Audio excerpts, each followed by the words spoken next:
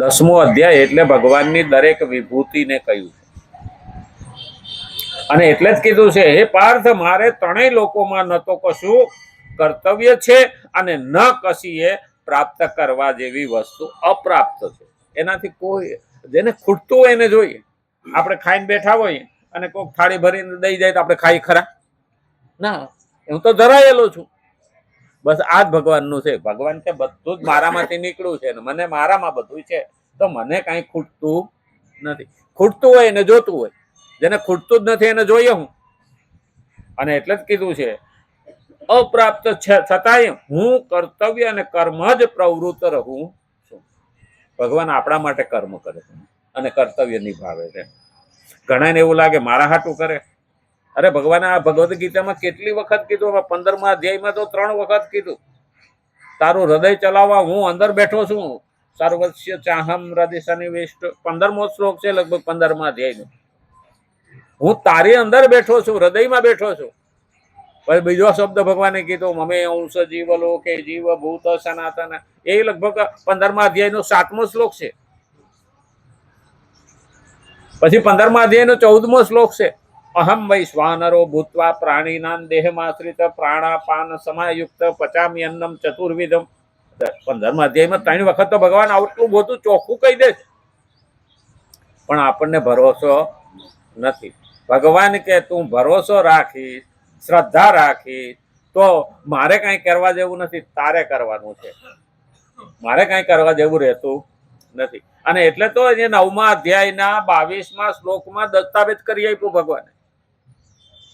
9મા અધ્યાયમાં ભગવદ્ ગીતાના રાજવિદ્યા રાજગુહ્યમ જે અધ્યાય છે એમાં ભગવાને દસ્તાવેજ કરી આપ્યો છે. અનન્ય ચિંતયંતો મામ યાજને પર્યુપાસતે તેષામ નિત્યાભિયુક્તાનામ યોગક્ષેમમ વહામ્યહમ.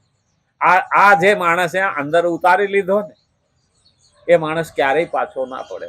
મીરા, નરસિંહ મહેતા, જલારામ એને આ ઉતરેલું છે.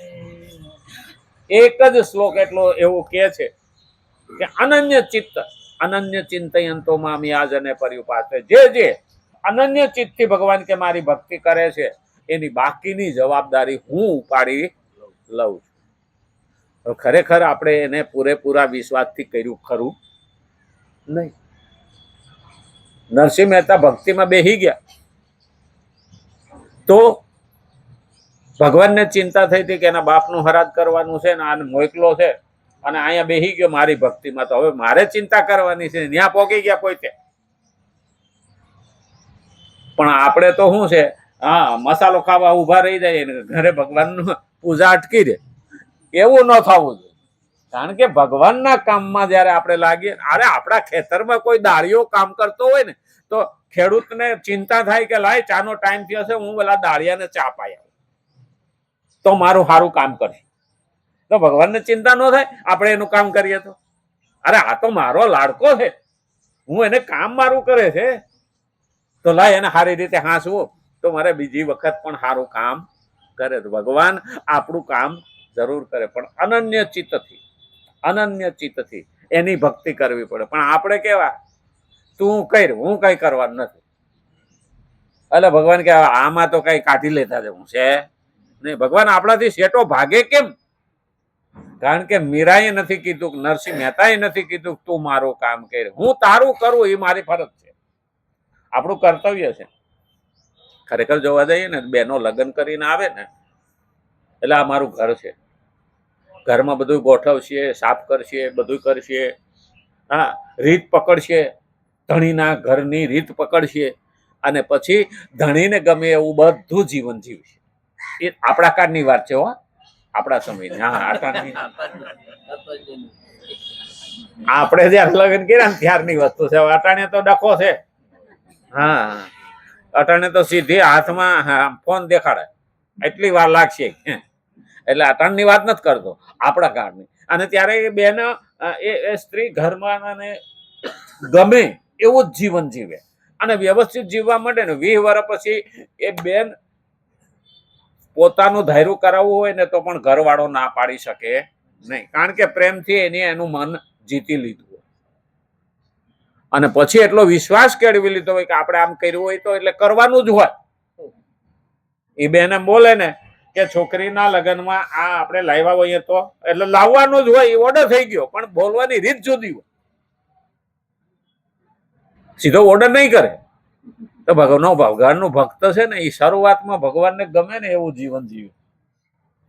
આપણે સંસાર ઉપરથી જ શીખી લેવાનું છે, એવું જ જીવન જીવે કે ભગવાનને આ ગમે, ભગવાનને આ ગમે. મારા આપણે તો રામ ધણી કહેતા નથી, એ મારા રામ, એ ધણી. ધણી શું કરવા કહીએ છે? બહેનો પોતાના પતિને ધણી કે પછી રે રામ તું કરી ખરી, પણ એની પાછળનો હેતુ છે. આ જૂનું દ્રષ્ટાંત એટલા માટે આપણી કહેવત આવી છે કે ત્યારે બહેનોનું સમર્પણ હતું, પતિ પ્રત્યે અને પતિના ઘર પ્રત્યે સમર્પણ હતું. એટલે ભક્તિમાં પણ સમર્પણ જોઈએ. એટલે એમાંથી જ ભક્તિ શીખવાની છે, બહાર ક્યાંય ગોતવા જવાની જરૂર જ નથી. ભગવાનને શું ગમે છે, ટાઈમ થઈ ગયો ને.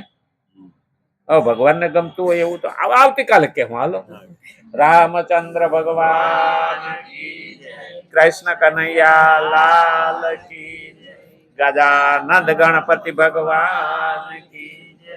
નમઃ પાર્વતી પતિ હર હર મહાદેવ.